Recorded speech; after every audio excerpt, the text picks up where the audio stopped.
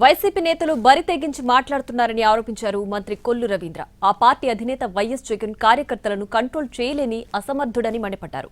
మాజీ మంత్రి పేర్ని నాని బియ్యం దొంగ అని ఆరోపించారు. నిరాధార ఆరోపణలు చేస్తున్న పేర్ని నానిపై చర్యలుంటాయని తెలిపారు కొల్లు రవీంద్ర.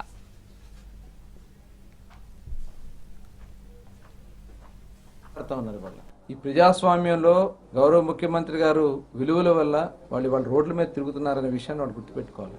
ఇవాళ వాళ్ళ నాయకుడు జగన్మోహన్ రెడ్డి ఏ రకంగా మాట్లాడుతున్నాడు, ఆ రోజు అధికారంలో ఉన్నప్పుడు ఏ రకంగా మాట్లాడారు, వాళ్ళ నాయకులు ఏ రకంగా మాట్లాడారు, ఆ పర్యవసానమే 151 నుంచి 11కు పడిపోయారనేది గుర్తు తెచ్చుకోవాలి.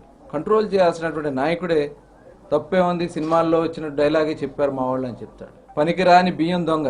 ఈ రాష్ట్రంలో పేదవాడికి పెట్టే బియ్యాన్ని కూడా కొట్టేసి 8,000 క్వింటాల బస్తాల బియ్యం కొట్టేసిన పేర్ని నాని రప్ప కాదు కన్ను గీటి లేపేయాలంట.